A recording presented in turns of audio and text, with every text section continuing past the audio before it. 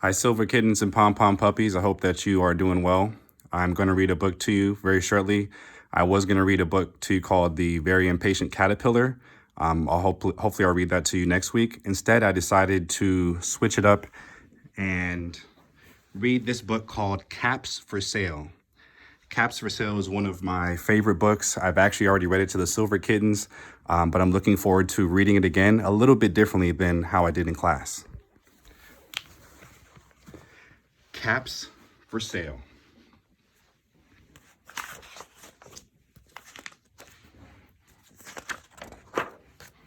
Once there was a peddler who sold caps, but he was not an ordinary peddler carrying his wares on his back. He carried them on top of his head.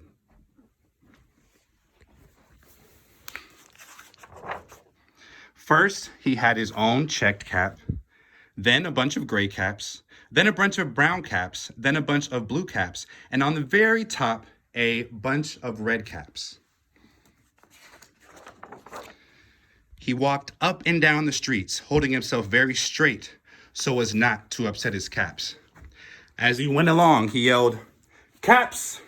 Caps for sale! 50 cents a cap!"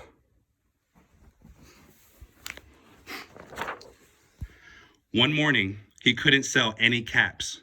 He walked up and down the street. He walked down the street calling, "Caps! Caps for sale! 50 cents a cap!" But nobody wanted any caps that morning. Nobody even wanted a red cap. He began to feel very, very hungry, but he had no money for lunch. "I think I'll go for a walk in the country," he said. And he walked out of town slowly, so as not to upset his caps. He walked for a long time until he came to a great big tree. "That's a nice place to rest," he thought. And he sat down very slowly under the tree, and he leaned back, little by little, against the trunk, so as not to disturb the caps on his head. Then he put up his hand to feel if they were straight. First, his very own checked cap, his gray caps, his brown caps, blue caps, and then the red caps on the very top. They were all there. So he went to sleep.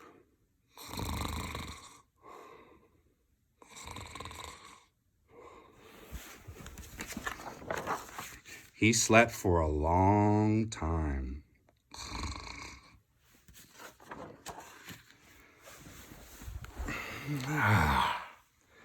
I feel very refreshed. When he woke up, he was refreshed and rested. But before standing up, he felt with his hand to make sure his caps were all in the right place. All he felt was his own checked cap. He looked to the right of him, no caps. He looked to the left of him, no caps. He looked to the back of him, no caps. He looked behind the tree,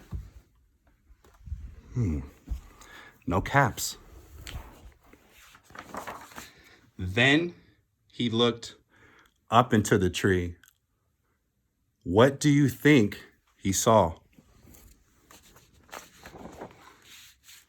On every branch sat a monkey. On every monkey was a gray or brown or blue or red cap. The peddler looked at the monkeys. The monkeys looked at the peddler. I don't know what to do. Finally, he spoke to them. "You monkeys, you," he said, shaking a finger at them. "You give me back my caps." But the monkeys only shook their fingers back at him and said, "Tss, tss, tss."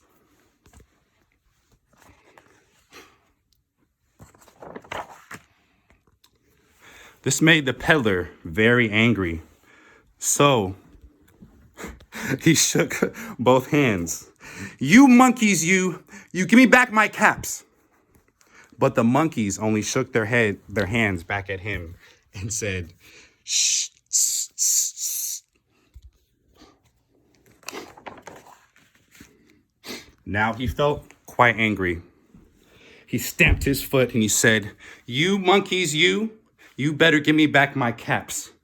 But all the monkeys did is stamp their feet back and said, tss, tss, tss. By this time, the peddler was really, really angry. He stamped both his feet and shouted, you monkeys, you must give me back my caps. But the monkeys only stamped both their feet back at him and said, "Sss, sss, sss."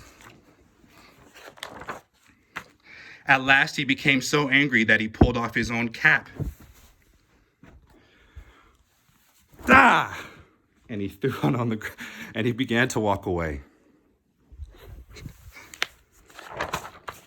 But then, each monkey pulled off his cap, and they threw all the gray caps, and all the gray caps, and the brown caps, and the blue caps, and the red caps, and the red caps all came flying out of the tree. So the peddler picked up his caps and put them back on his head. First his own checked cap, then the gray caps, then the brown caps, and the blue caps, and the red ones on the very top. And slowly, he walked back into the town calling, "Caps! Caps for sale! 50 cents a cap!"